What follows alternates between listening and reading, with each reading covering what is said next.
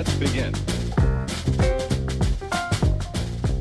Good morning, Patriot listeners. You are listening to Political Pitchforks, a new show on AM 1280 The Patriot, airing every Saturday morning at 9 a.m.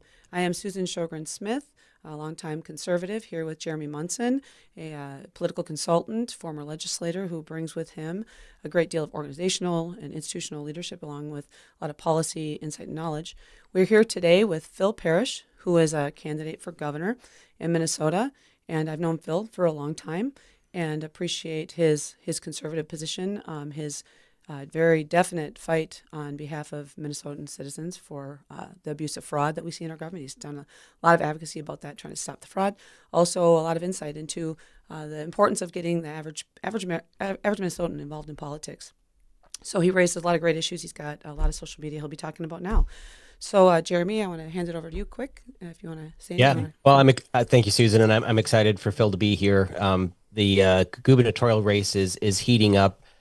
Kendall Qualls has announced that he's running on this week. Scott Jensen threw his hat in the ring also for a second time running for governor.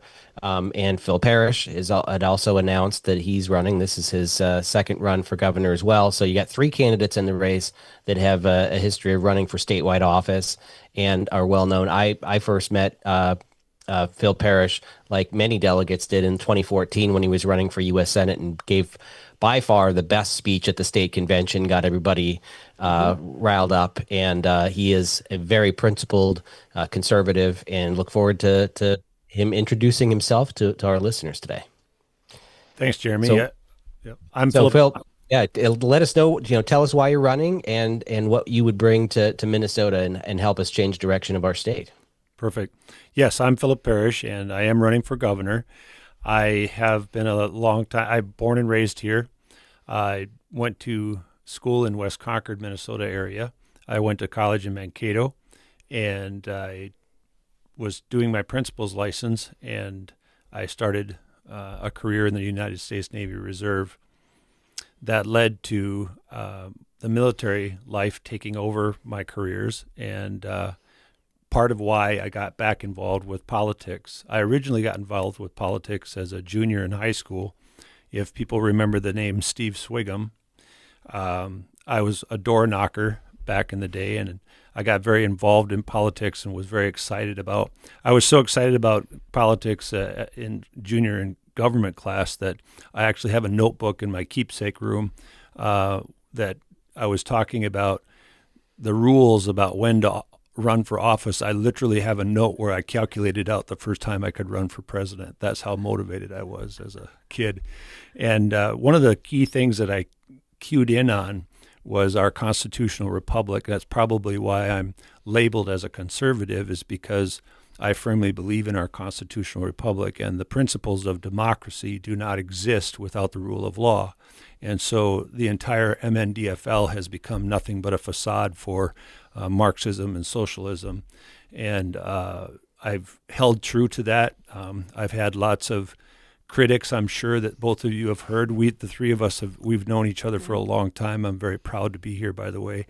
But I got involved with the 2014 race for Senate because I was on active duty when all of you were extremely lied to about Benghazi 9/11, and that led to a whole list of very upsetting things that I tried to channel that motivation into something positive where I could talk to people.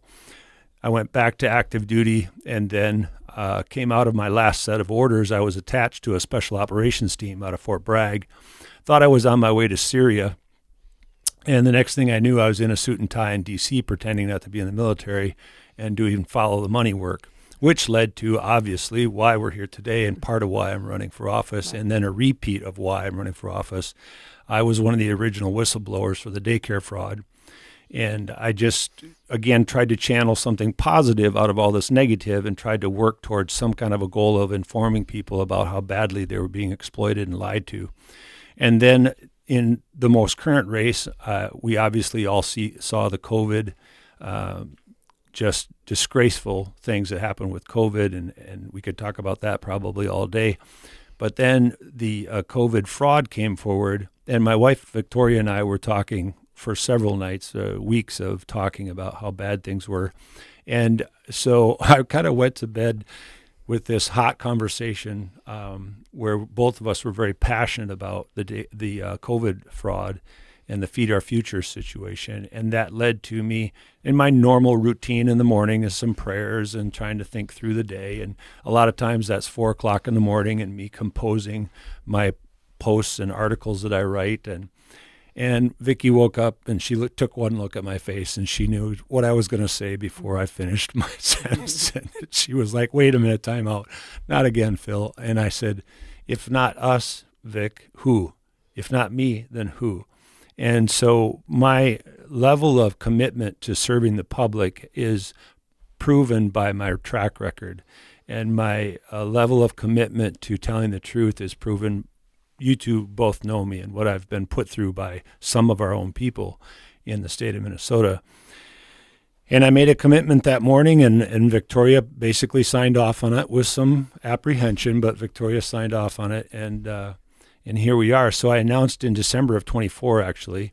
I was one of the first people to officially announce and put in the paperwork, and then carried forward with a list of concepts and agendas and articles that I've been writing since December of 2024. So I really encourage people to go to parrishformn.com, which I'm sure you'll make a part of the program today. But I'm an unusual candidate in the way that, especially this time around, I will not be listening to the typical pundits and the typical do it this way, Phil, or do it that way, Phil. We like this video. We don't like that meme. We like that picture, not that picture. I'm not listening because 99% of those people given that advice are losers. They've been losing candidate after candidate after candidate, especially statewide. They have no street cred. They have no credibility with me anymore. I'm just not listening. I'm listening to the people. I'm here for the people.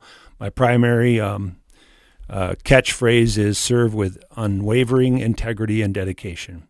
You can't touch me. You can't manipulate me. You can't compromise me. I'm going to serve with unwavering integrity and dedication. And that essentially brings us to where we are. And I can do a little bit more of a background on my history, but I'd rather get right into it. Yeah, well, thanks for laying all that out. And as I look at the 2026 gubernatorial race, there's one of the prevalent themes that I think was going to be front and center is fraud, because there's been so much fraud identified. And you mentioned Feeding Our Future, the child care fraud. I was in the legislature when that was kind of exposed and became a big issue. There's the adult daycare fraud. There's the transportation, Medicaid fraud. And then now we're hearing this week about this new raid from the feds on several offices in Minnesota who were perpetuating this. They were the housing fraud. Yeah, the fraud for housing assistance through Medicaid. And this program is paying out, hundreds of millions of dollars and being, stolen from taxpayers. And now the fraud totals are going to be over $1 billion of taxpayer money stolen by a small group of Minnesota grifters. Correct. Yep. Right. I think we are in an unprecedented time where people are finally starting to want answers. There's enough people. We've hit kind of a critical mass, a tipping point of enough people saying, "Wait a minute, wait a minute." And I am proud to say I've known Phil. We've had conversations going back years, Jeremy as well, about this issue of this. I call it the Almost Win team. This group of political consultants and behind the scenes funders. They're not the actual politicians. They're people orchestrating this entire debacle that we're facing in our state. They are on both sides of the aisle. They work together. They create a status quo. And any person, and I've been on the receiving end of that, Jeremy's been on theirs, Phil, people who try and push back on their orders, their demands, their expectations, they will do anything to weaponize whatever system they can to come at these people. And I think this is a year when that whole process can be tipped on its head.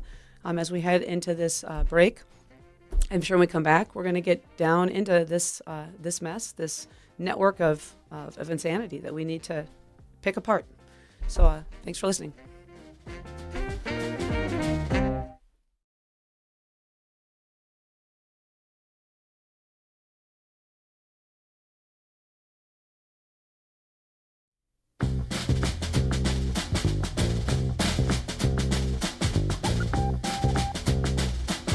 Okay, let's begin. Welcome back, Patriot listeners. You are listening to Political Pitchforks, and we are here. This is Susan Smith with Jeremy Munson, and our guest today is Phil Parrish, candidate for governor in Minnesota. And we are going to kick right back into it and talk about the growing issues of fraud in Minnesota. And Phil, why don't you just lay out kind of how you stumbled upon the fraud and where the trend has taken you? I stumbled on it during my work with a special task force in D.C., and I made some promises to some special operators that used to be out in the field, and they were stuck in a little room with no windows and doing follow the money work. That led to knowledge and experience with regards to how to dig into LLCs, how certain individuals protect themselves from being noticed, and this layer of companies and organizations to protect themselves from being exposed for this, what I call white-collar criminal activity. The systemic issue has been a part of our state for a long time. That led to, obviously, to the daycare fraud and the Feed Our Future fraud, now the housing fraud, the Medicaid fraud. I even got tipped off last night, a very interesting gentleman I met up in Little Falls, Minnesota. Very sharp. If you first saw him, you'd think, oh boy, I don't want to listen to this person, but he's one of the sharpest people I've met in a long time. And he tipped me off to this salvaging cars and the investigations of stolen parts, and then the whole, which turned into some research all the way home last night while I was driving. And there's a whole nother fraud piece that I'm going to expose in the next 2 or 3 days regarding this salvaging cars and looking into a $2 million project that he's asking, well, what's it all about? This it has solidified my knowledge and understanding that we have a big cultural issue amongst bureaucrats and legislators. And it ties right into our Minnesota complex in the sense of our narrative of Minnesota nice. People are just not willing to really talk about rocking the boat, or you're a bad person if you say something disagreeable, or you'll get termed a racist, or you'll get terms, whatever label they want to come up with, they'll weaponize something to try and squash the narrative. And so I'm just bold enough to just keep talking about it, and it won't stop. And I've laid out a plan of how we're going to deal with fraud, and that's going to include protecting whistleblowers. That's going to include a task force that's going to look into auditing specific organizations and people. And I'm just not willing to tolerate, for the sake of the people, for the sake of we as citizens, especially the hardworking poor and the hardworking middle class, we just can't tolerate this anymore. This isn't about being a bad person in the sense of causing waves. This is about literally protecting people who are being extorted for money, taxpayer money. It's extortion. Phil, I think it's such an important issue. This latest fraud that came about, or the Autism Center thing that's coming out now too, where they was $1.2 million spent in its first year, and now it's like $228 million that's being spent of taxpayer dollars going out to these organizations, and much or most of them are fraudulent. When I was in the legislature my first year, and we were given this information on the daycare fraud, and we met with the Office of Legislative Auditor, this nonpartisan investigation arm that looks at tax dollars being spent, and they said he said it was about $150 million every year that was being stolen for daycares that didn't even have a physical location. They were just a daycare center on paper, and that nobody from the state visited them to verify, or daycare centers that started up and on paper hired women to work in their daycare that had 7 or 8 kids, so that those people could be getting $20,000 per year per child of taxpayer money for childcare that was never, the services were never even delivered. Correct. There's so much rampant fraud, and this issue of fraud and wasted money is not a partisan issue. I mean, even Democrats don't want to see their money wasted. Of course, they'd like to use the money for other stuff, whereas Republicans would just like to let people keep their money and not have to give it to the state by taxes. But what is your plan if elected governor to to go through and root out fraud and actually stop it? So again, it's going to be very important to create a culture of protecting whistleblowers, because we have a lot of really good people in the bureaucracy, mid-level people. DHS's example, they're actually being a little bit more bold lately. I don't know them personally, but I'm really proud of some of them who have started this little DHS association. It's on X platform that they're using to voice their concerns. But I'm really proud of them because there's a lot more men and women like them that can step forward. And if they have a governor that has their back and is promising them some protection, and that there won't be retribution and there won't be all this demonizing of telling the truth, I believe that more of those whistleblowers will come forward, and they'll expose the gaps in the processes. A gentleman last night, I was up in Little Falls. He's a county commissioner. I won't say his name because this isn't about throwing people under the bus. It's just using him as an example. This county commissioner was talking about SNAP and all the changes with the USAID stuff and all the changes with Medicaid and how it's changing how they're doing business as a county commissioner. And part of his take on that was very interesting. And he was talking about cuts, but at the end of the day, whether he knew he was referring to it or not, he's talking about, oh, yeah, we got to change the way we're doing business. And I'm not accusing him as turning a blind eye, but these basic principles of how you go about the processes and then verify, like you just mentioned, Jeremy, the fact that one of my key reports that I wrote was, sir, ma'am, there's no daycare in that middle of that cornfield. The building doesn't exist. What, Commander? That can't be true. Sir, ma'am, there is no daycare in the middle.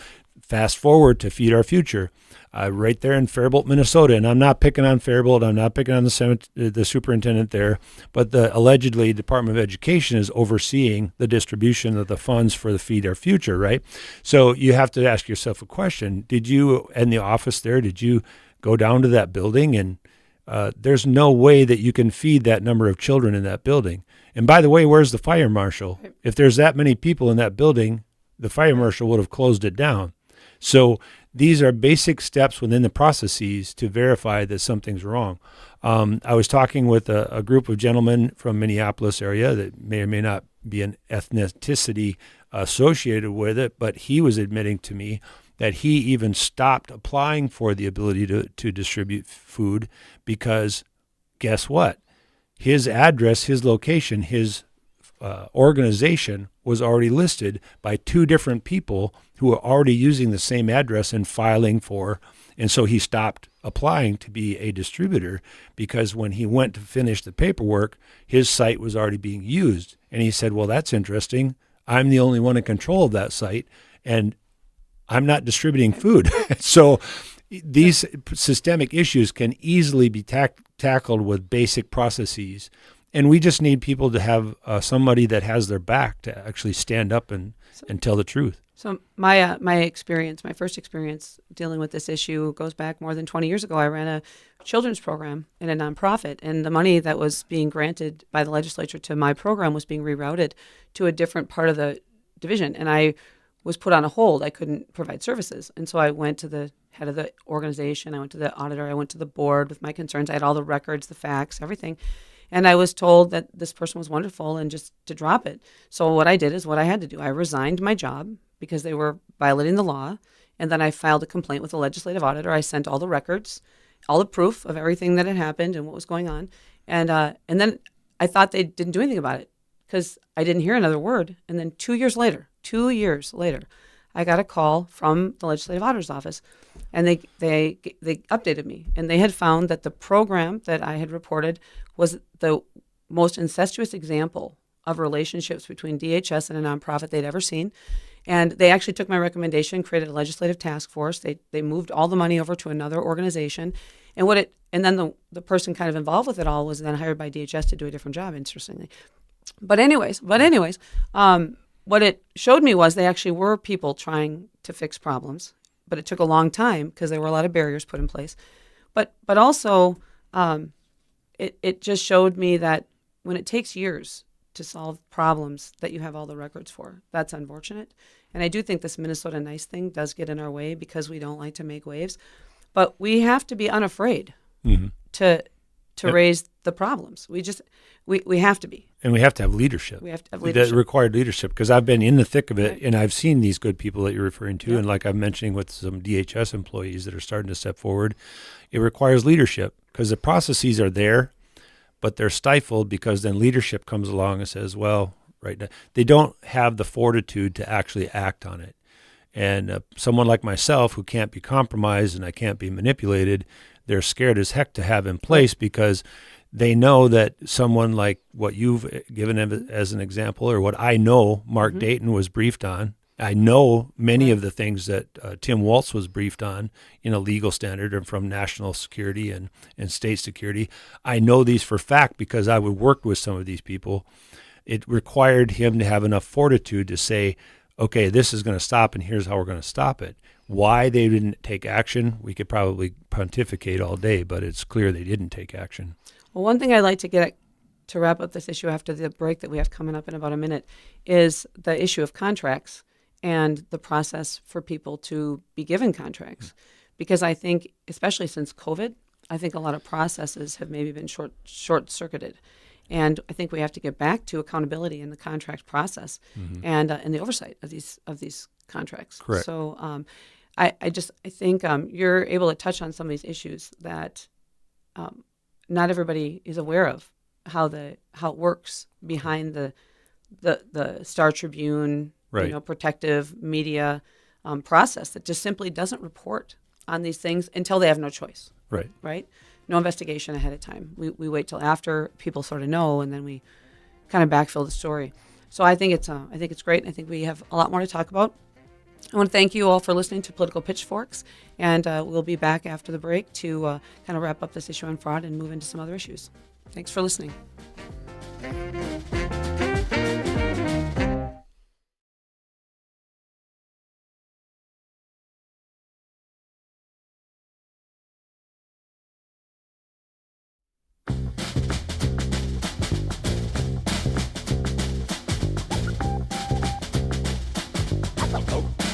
Okay, let's begin. I want to welcome you back again, Patriot listeners, to Political Pitchforks. This is Susan Smith, and I'm here with Jeremy Munson and also candidate for Minnesota Governor Phil Parrish. And we're going to switch gears right now, go to a national issue that has implications really worldwide and certainly in Minnesota. So I want to kick it off by saying, in a brief bit of history, in 2008, there was an investigation that had been being run by the state of Florida into allegations of potential prostitution of child trafficking issues. And what happened is the U.S. Attorney's Office got involved under George W. Bush. And Acosta, the U.S. Attorney, whoever, it wouldn't probably matter who it was, they would have all been given the same task, right? The U.S. Attorney was sent in to figure out what was going on and solve this problem. And what I think they did is actually create a much more serious, much more dangerous, much more nefarious problem, and they covered it up. They gave Jeffrey Epstein a sweetheart deal. He was sentenced to a kind of a country club prison for a little bit of time, was able to go home on the weekends. But the worst thing was that everything was sealed. So no victims would be able to access any information or bring claims. And that seal stayed in place, I think, pretty much until Trump's presidency. And then it started to unravel in a way that has now led us to this moment, right? Correct. So I just want to give a little bit of history. That's sort of my feeling. Maybe I'm not right, but that's my understanding of the history. So I just want to ask you, Phil, sort of, where do we go? How do we look at this? Right. So obviously in the last 24 hours, 48 hours, there's been a lot coming forward again. And a lot of people are very upset with the allegedly no list. I believe there's a process going on here where some very important people are going to come to the conclusion that the full story behind this needs to be exposed. I have I've written 2 articles about this. You can find on my news tab. If you go to the search bar at the top and just type in Epstein. On your governor's site? On the governor's site. So on the news tab, if you go to the top and type in Epstein in the search bar, the 2 articles will come to the top and you can read those articles. Very informative stuff.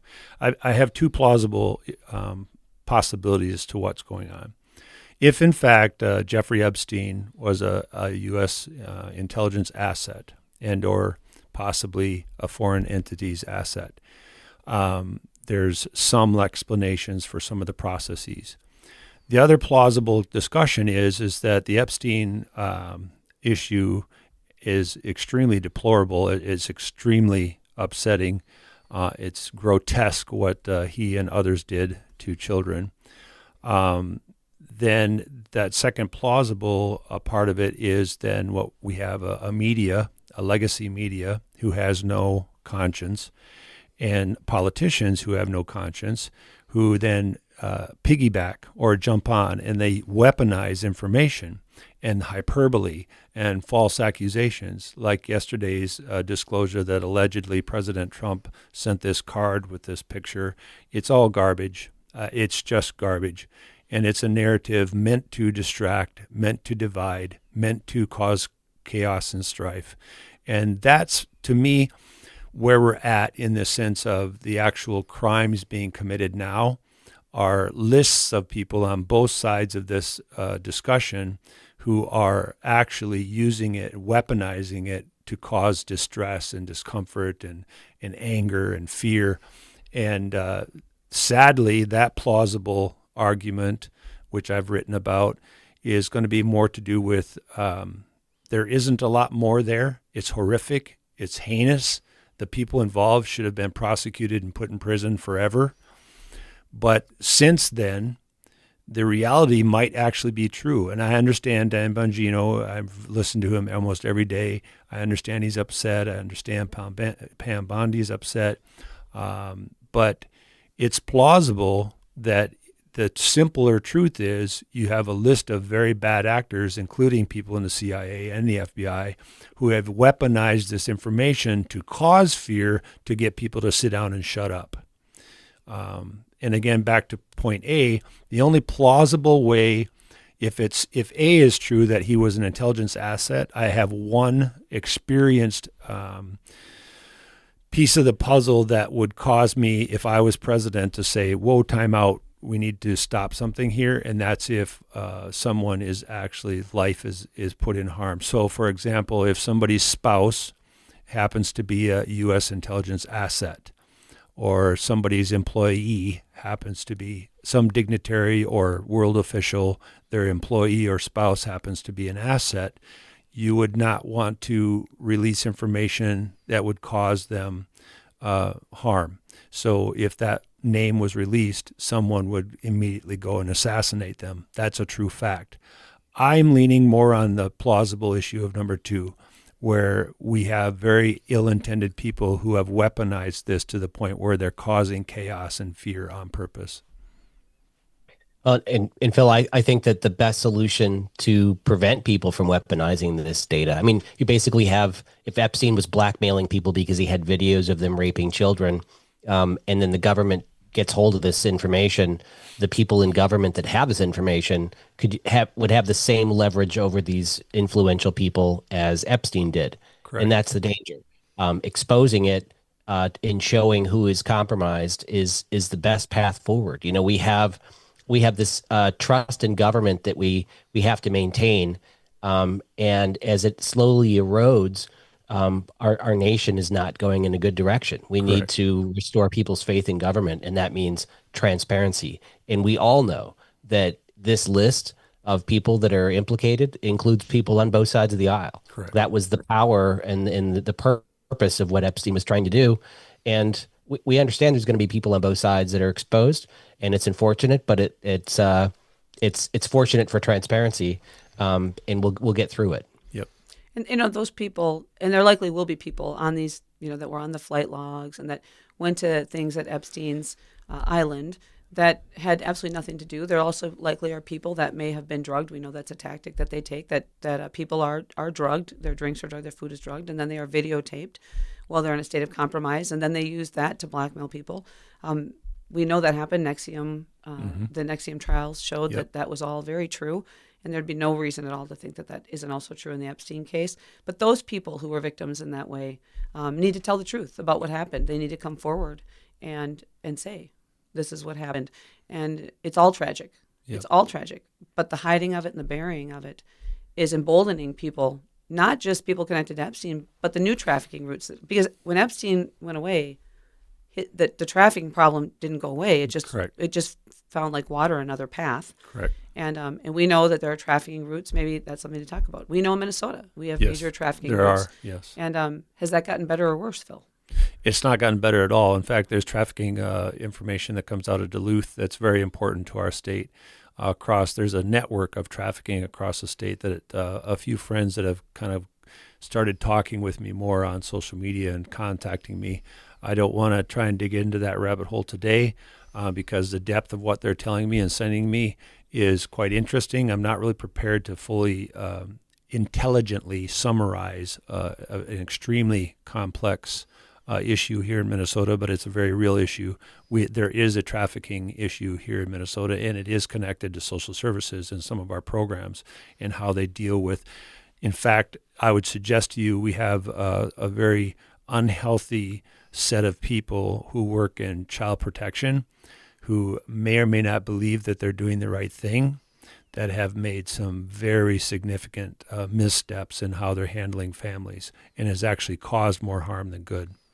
Yeah, we could do a bunch of shows on what I know about that issue. I think we know that our highways that go down to the border and right up to Canada, basically, I mean, there's a trafficking pattern across I-90, up 35, Correct. over to 29, going up to Canada. It's directly related to the meth bust the other day and the cartel that was exposed, Right. which people aren't hearing about on legacy media, and people need to know more about the cartel activity right here in Minnesota. And one side note, just to say little weird things that happen in terms of going back to contracts. There's a couple of airports up in northern Minnesota, northeastern Minnesota, and for some reason they're building another airport up near the border. Yep. For nobody knows why. Why would they be doing that? Like literally, it's Yeah, well, $6 million there's into There's some SB1. pilots in the legislature that are pushing for that funding. Unfortunately, they spend a lot of money on some rural airports that get very little use. I just wanted to wrap things up on the Epstein case because people are asking what can they do, what's happening. Thomas Massey and Mo Khanna have introduced a binding resolution or legislation that would compel the Attorney General to release this information. After that pressure, it went through the Rules Committee, where almost all the Republicans voted to stop it. All the Democrats voted yes, plus one Republican voted yes, and then the House, I believe, is trying to pass a non-binding resolution asking for limited information to be released, and then Trump is directing Bondi to try to get information out of a sealed grand jury case, which I know has implications of basically an executive branch trying to compel a judicial branch to do something, and I don't know if that's the correct path. But there's probably going to be more information developing over the next few days on releasing more Epstein information. Yes, there will be. I believe that President Trump is a master at playing 5D chess. Whether there's any implications or people want to hate or love President Trump, I believe he's a master at getting people to expose themselves. And it is my firm belief, based on history of knowing him for a long time and several of his books I've read, he is a master at getting people to expose themselves, and they will, just like the Wall Street Journal did yesterday. That was a checkmate move. He got them to lead the way on making a disaster out of this, and he's going to capitalize on it, and he'll win the day on that one. Yeah, I think we're gonna find out more information over the next couple of weeks, and I think every time Trump takes a position, you have to wait because oftentimes the answers don't appear immediately. So I thank you for listening to Political Pitchforks. We will be back in just a few minutes to do our final segment with Phil Parrish. Thank you.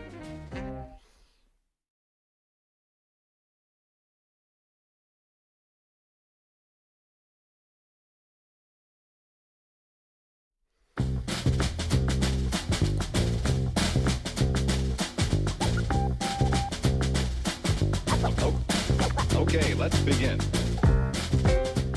So, welcome back to Political Pitchforks on AM 1280, The Patriot. This is Susan Smith. I'm here with Jeremy Munson and candidate for Minnesota Governor Phil Parrish. And we're going to start this last session talking about the the importance of the governor's race in Minnesota for conservatives. And I'm going to say that I speak on behalf of a lot of conservatives right now, that I'm tired of losing in Minnesota.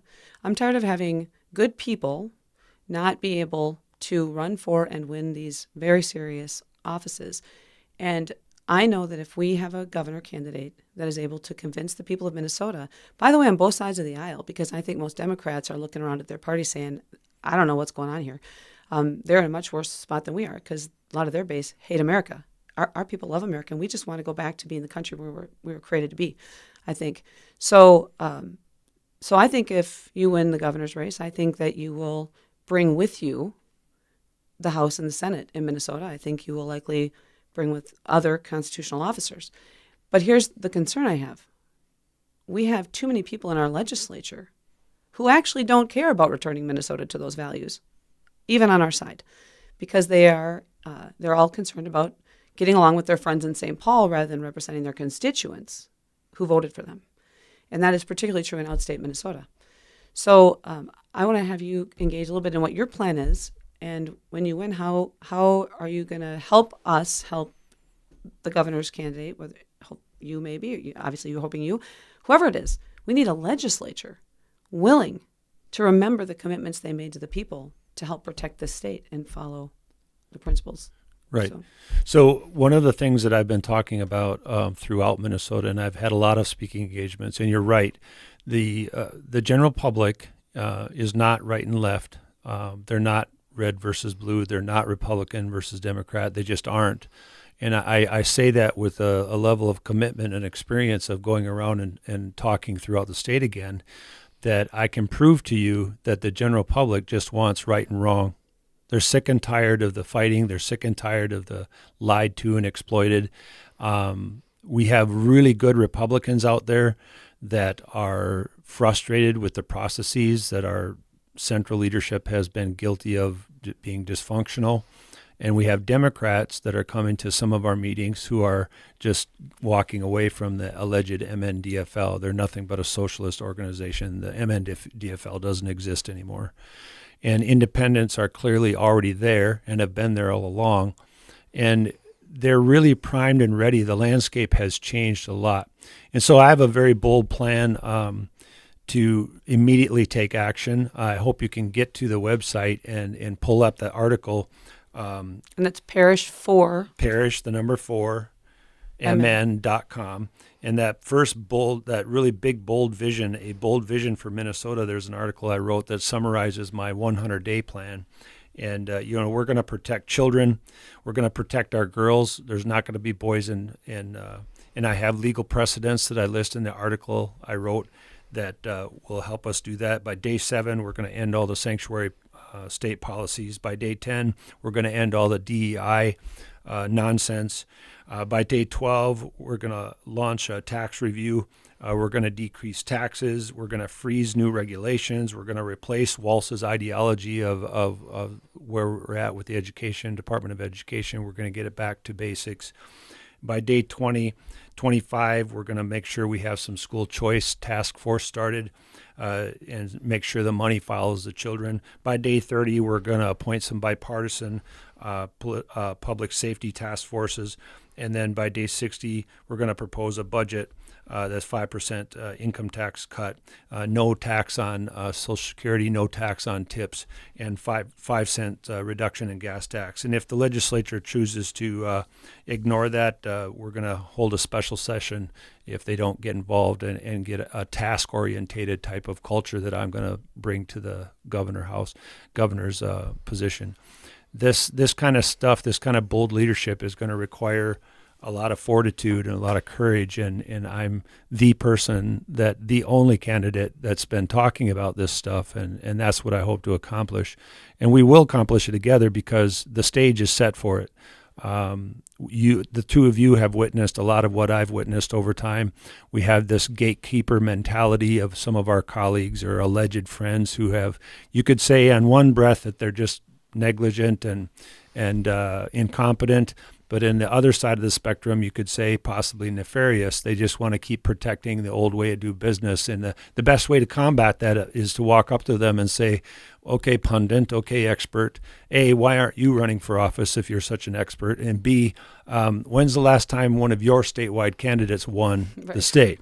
And they can't say that. So we're on track for changing the landscape. I made a statement couple months ago now about playing chess versus checkers, and I really mean that. As much as that might sound like a funny statement to some people, it's we're playing chess, and we know the landscape. You two know the landscape. We know these players, and we know what they're up to, and we're just simply not going to play their game. I refuse to play their game, and I refuse to be compromised.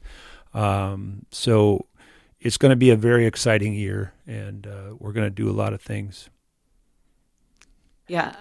That sounds great, Phil. And I want to just interject. One of the challenges of a Republican governor, if elected, is that you're going to need 200 to 300 conservatives to appoint to different roles within the administration. You have to move lightning fast because you really only have the first legislative session to get anything done in your priority list, because by the time the second session rolls around, which is an election year for all the House members, everybody starts getting panicky about making substantial change because they want to be reelected.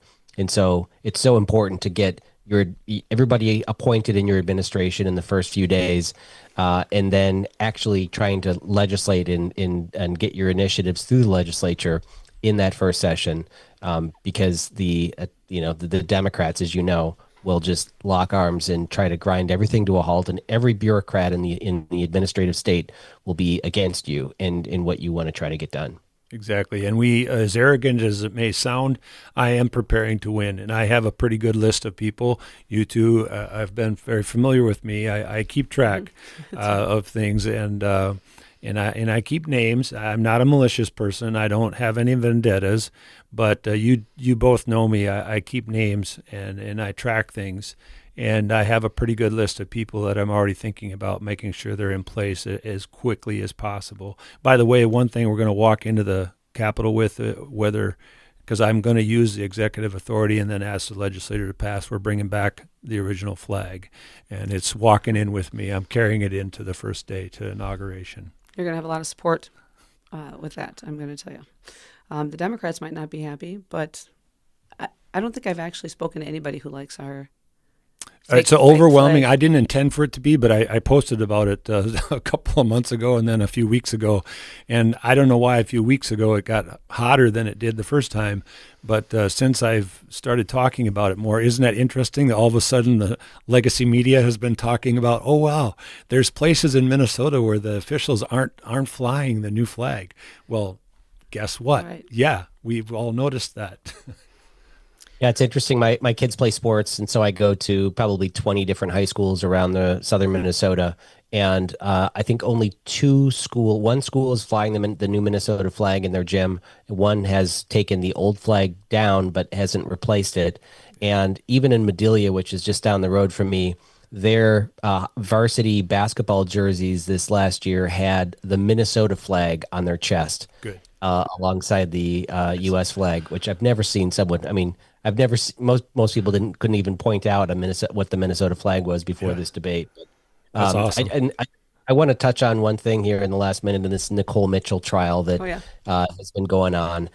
It's absolutely crazy. The body cam footage released and how much she's lying on the stand, and how the Democrats in the Senate have tried to continually block an ethics hearing going forward to expel her from the legislature in order to keep the majority. This is the kind of arm locking that you're going to see if you're successful in winning the governor's race. How much Democrats will band together, even for a bad cause, to protect their power. Well, and the courts, by the way, courts allowing that trial to be delayed simply so she could continue to perform her legislative duties, that there was a question whether she should be in the legislature at all.